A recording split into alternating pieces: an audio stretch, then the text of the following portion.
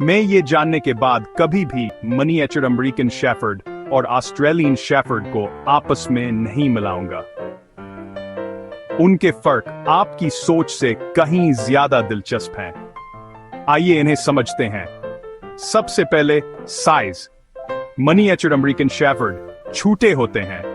इनका आमतौर पर 4 से 7 इंच होता है और वजन 10 से 18 पाउंड के दरमियान होता है। दूसरी तरफ ऑस्ट्रेलियन शेफर्ड बड़े होते हैं। इनका कद से 10 इंच होता है और वजन 20 पाउंड तक होता है। डिफर साइज की बात नहीं है। दोनों नस्लें बहुत होशियार और चस्ता होती हैं, लेकिन मिनिएचर ज्यादा कम्पैक्ट होते हैं और छोटी जगहों पर उन्हें संभालना आसान होता है। अगर आप अपार्टमेंट में रहने का सोच रहे हैं तो मिनिएचर आपके लिए बेहतरीन हो सकते हैं। अब शक्ल और सूरत की बात करते हैं।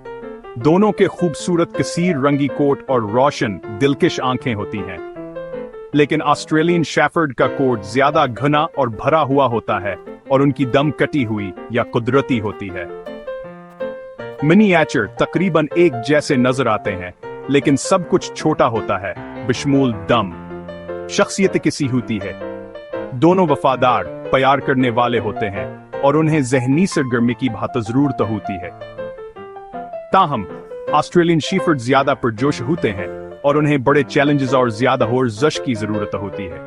मिनिएचर चंचल होते हैं, लेकिन थोड़े पुरस्कून होते हैं। खानदानों या पहली बार पालतू जानवर रखने वालों के लिए बेहतरीन है।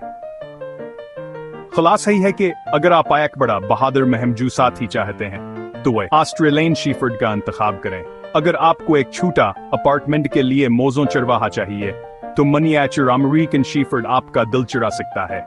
आप जो भी इंतखाब करें, आपको एक होशियार, प्यार करने वाला साथी मिलेगा।